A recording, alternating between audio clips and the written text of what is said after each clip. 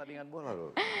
Oke, kembali lagi di Apa Kabar Indonesia Pagi. Mbak Rustika, kalau melihat sebenarnya nantinya kalau mungkin pola-pola dalam debat-debat sebelumnya begitu ya, sentimen positif atau negatif ini akan berlangsung kapan? Setelah pasca debat sehari dua hari atau gimana? Pertanyaan kita tadi. Jadi kalau ini dari karakter ya, karakter netizen. Jadi pada saat debat itu pasti Twitter itu paling banyak. Karena apa? Dia memotret peristiwa yang terjadi pada saat itu sehingga terjadi diskusi dengan hal yang langsung ya di situ langsung. ya. Kemudian satu hari, ini pengalaman kita ya, satu hari menjelangnya itu baru rame banget. Itu adalah di YouTube, Instagram, dan Karena dipotong-potong dulu. Cepat juga. Dipotong-potong dulu. Betul sekali. Nah sementara kan kita lihat bahwa ternyata netizen itu sekarang lebih suka melihat atau secara engagement ya, pemilu dalam setahun terakhir itu ternyata engagement tertinggi itu TikTok. Kedua tuh Instagram gitu. Jadi masyarakat kita netizen itu yang dia bicara soal pemilu itu dia sukanya lihat TikTok. Jadi dia nggak usah nonton debat, lihat di TikTok aja. Karena banyak potongan-potongan. Karena banyak potongan-potongan dan kemudian sudah diarahkan kan, udah di framing. Yang paling seru tadi debatnya di mana sih gitu. Dan Jadi itu bisa seolah-olah kehilangan konteks. betul. Ya kan, Iya, jadi kalau karena kan misalnya ada, Iya. apalagi debat itu sebetulnya Iya. kalau berdasarkan ilmunya, Iya. pertanyaan dari sesi sebelumnya Iya. sah loh untuk dibawa Betul. lagi Iya. ke, Iya. saya lupa tadi angkanya beda, Iya. kan masih bisa dibawa Masih bisa lagi. dibawa, ya. Terus kemarahan di segmen selanjutnya itu bisa diperoleh dari yang Betul sebelumnya.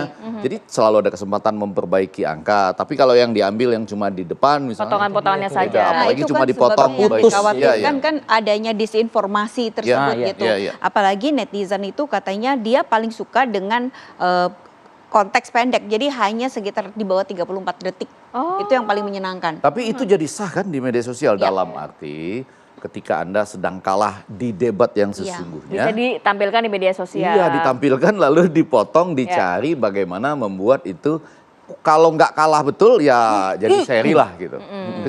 Kecuali main bola ya nggak bisa begitu. Golnya itu kalau main bola di replay seperti apapun teman saya bilang sudah diulang berkali-kali, Iya. kok nggak masuk-masuk gitu. Baru sih Iya. tapi itu memang kebanyakan memang bukan robot ya. Bukan, Emang kalau yang benar-benar netizen yang berkomentar iya, itu ya. itu terutama di TikTok itu biasanya kalau kita buka semuanya tuh memang rata-rata memang netizen organik gitu ya. Yang engagement. Tapi ada nggak netizen yang memang digerakkan dalam arti potongan-potongan cuplikan itu Biasa. memang Mungkin sengaja jadi- untuk membuat trending apa gitu? Nah, kalau itu di Twitter biasanya. Oh, Itu oke. paling gampang. Kalau di TikTok itu mungkin ada salah satu upaya untuk manajemen isu. Oke, sekarang kita masukkan isunya tuh potongan di wilayah mana gitu. Nah, itu sangat bisa. Tapi kan untuk menjadi TikTok itu viral itu kan dia juga perlu narasi ya, perlu pendekatan khusus gitu. Nah, hal itu tuh berbeda dengan karakter IG gitu. Algoritmanya beda kali ya. Algoritmanya beda. Jadi kalau di IG terkait sama pemilu itu biasanya dia lebih panjang. Artinya ada video, ada foto dan kemudian ada hal-hal atau peristiwa informasinya tuh lebih lengkap di IG dan IG itu biasanya netizen membaca juga dari IG gitu. Kemudian kalau di YouTube itu biasanya dia adalah potongan-potongan peristiwa yang pendek-pendek yang kemudian diangkat sama YouTube dan kemudian dikomentarin gitu. Nah, biasanya kalau di IG itu ketiga paslon itu relatif seimbang. Gitu. Kalau di Twitter itu selalu terbanyak biasanya pasangan dari Anies, kemudian engagement juga paling banyak dari Anies gitu. Oke. Dan narasinya tuh lebih menyerang gitu. Kalau di platformnya TikTok itu biasanya satu hari menjelangnya itu karakternya memang paling banyak dari kubunya pendukung Gibran gitu. Pendekatannya Gibran itu atau Prabowo Gibran itu memang dia lebih kreatif, inovatif gitu. Nah sebenarnya kalau kita bicara tentang jejak panjang gitu ya, jejak panjang itu 3 figur paslon yang memiliki digital terbanyak itu sebenarnya Ganjar. Dan dulu itu di awal pertama dari 4 bulan 5 bulan pertama itu yang engagement aktif paling di- tinggi itu adalah Ganjar dan TikTok itu dikuasai sama Ganjar gitu. Tapi belakangan ini agak menurun, mungkin sebenarnya Ganjarnya nggak menurun tapi karena kubu Prabowo terus kemudian Lebih Anies aktif ya. sekarang dia lebih proaktif lagi, Anies juga masuk ke live Live TikTok, TikTok. itu yang membuat akhirnya persaingan atau kontestasi itu menjadi sangat ketat sekali gitu. Oke. Ini kita belum singgung-singgung soal protesnya K-popers loh ya kan. Oh, betul, betul Saya sekali. spill dikit doang loh Gimana padahal. nih? Betul. Jadi itu sebenarnya kalau tadi juga udah disampaikan sama Mas Novan. Jadi kalau secara jumlah itu memang Ganjar sama Mahfud itu paling kecil karena apa? Dia tidak suka masuk ke dalam konflik. gitu. Jadi dia selalu mendapat dukungan gitu. Oke. Dan menariknya tuh antara pendukung Ganjar sama pendukungnya Mahfud itu adalah punya karakter yang beda gitu. Jadi pendukungnya Mahfud itu kebanyakan dia suka Mahfud gitu. Iya, iya. Oke. Ha. Gitu. Terus kalau yang pendukungnya Ganjar adalah pendukung militannya Artinya nggak Ganjar blend juga. ya? Gitu. Kenapa? Nggak mix ya, nggak blend. Nggak mix gitu, tapi itu sebenarnya sama di Anies sama Muhaimin juga seperti itu. Saya Nah tadi kaitannya sama K-popers itu betul karena engagement terbesar di antaranya itu berasal dari K-popers dari 10 isu terbesar dalam minggu ini gitu. Jadi K-popers itu K-popers yang nonton live-nya Pak Anies atau bukan? Nah itu yang disampaikan. Jadi mereka ini adalah mengaku K-popers yang sudah lama gitu dari tahun 2017, 2018, 2007 gitu kata dia 2017. Nah kemudian dia mengatakan bahwa ada aturan di dalam K-popers itu mereka tidak boleh membawa politik gitu. Jadi ada dua hal sebenarnya yang dikaitkan dengan K-popers. Yang pertama adalah Anies gitu, yang kedua adalah Gibran. Ya. Karena Gibran itu benar-benar mengambil kayak semacam face swap gitu kan dari wajahnya So-So gitu dari EXO dan sampai netizen itu marah-marah kok jadi begini dan itu ditarik-tarik ke dijadikan politik gitu ya. betul gitu. Oke. Nariknya ke politik dan kemudian membuat semacam baliho yang besar-besar dan sebenarnya kalau kita bicara kreativitas memang Bebas aja. itu bebas tapi- kreatif. Nah, tapi ternyata K-popersnya marah-marah gitu. Iya. Lu Nggak K-popers setuju. yang mana gitu. Oke, mungkin itu K-popers yang suka nonton live IG-nya Anies kali ya. mungkin.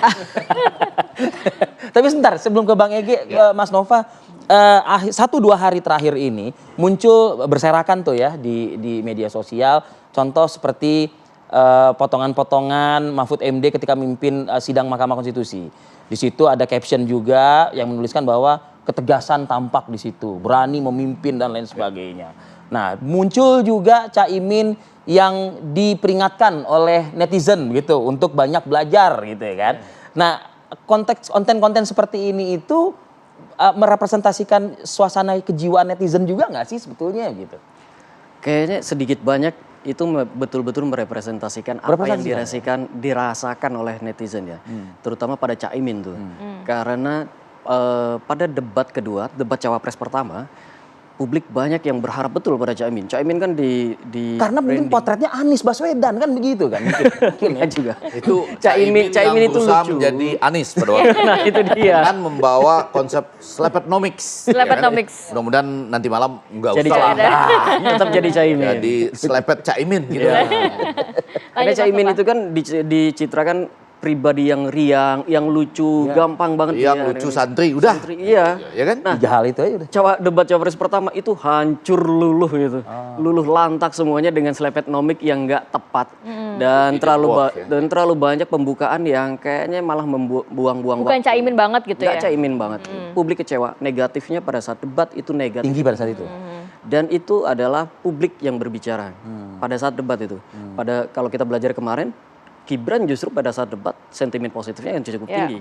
Cuma SGE aja yang ngebuat dia menjadi. Dan waktu SGE itu betul nggak sentimen negatif langsung tinggi? Iya, iya. Betul. Di akhir itu sentimen negatif setelah SGE itu baru naik tinggi. Itu kan pukul 11 sampai hari setelahnya itu tinggi. Nah, lalu kalau kita juga belajar dari pengalaman tentang Pak Muhaimin, Pak Mahfud.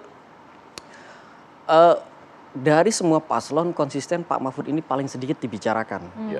Volume perbincangan tentang Pak Mahfud itu Karena selalu apa ya sedikit. sebenarnya itu?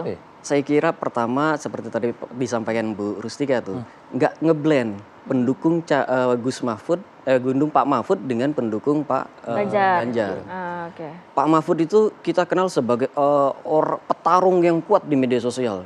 Kalau lihat di Twitternya, Pak Mahfud itu berani berantem dengan siapa aja. Sejumlah kasus pun juga dia teriakan juga. Iya, dihajar-hajar aja tuh.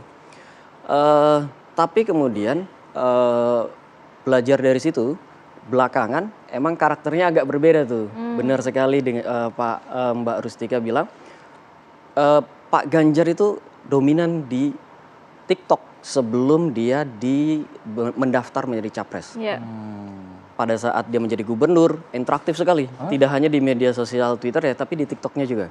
Pada saat dia mencoba menjadi capres, itu juga sama, interaktif sekali. Di Twitternya juga di media kanal media sosial lainnya. Tapi setelah ini, setelah Justru didaftarkan, turun ya? justru aktivitasnya agak kaku. Interaksinya agak berkurang. Nggak begitu cair Nggak kayak terlalu sebelumnya. cair. Dan itu kita lihat kemudian Tapi masa-masa agak pendaftaran itu kan agak ada dalam tanda petik pukulan batin lah ya, Iya. bagi dia ya. Iya. Mulai dari 16 Oktober sampai 25 Oktober. Pada saat pendaftaran KPU ya. Iya, 16 Oktober juga sampai 25 Oktober kan. Iya, betul. Mulai Jadi dari sebenarnya MKMK karena sampai kurang banyak pendaftaran ya. konten-konten yang disajikan oleh Ganjar Mahfud ini yang akhirnya juga menjadi Berubah minusnya itu ya, perbincangannya berubah ya. Berubah, karakternya berubah. Dan karakter di Twitter setidaknya pada Pak Ganjar itu kita lihat agak kembali ya ketika dia bersiap menghadapi debat kemarin. Dia nanya ke netizen kan, kira-kira ada titipan apa nih, pertanyaan atau isu apa yang harus Dia interaktif ya. Nah, itu dia interaktif. Meskipun kalau lihat responnya, kayaknya kok berbeda dengan Ganjar ketika dia gubernur dulu.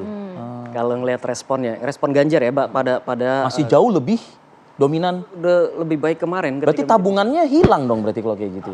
saya kira nggak juga sih. Nggak juga kalau ya? sekarang. Cuma netizen itu kan kalau memang kontennya menarik, dia akan responsif, dia akan lebih menarik gitu. Tapi kalau untuk Prof Mahfud sendiri berarti memang harus lebih banyak ke media sosial begitu ya? Prof Mahfud itu coba live TikTok.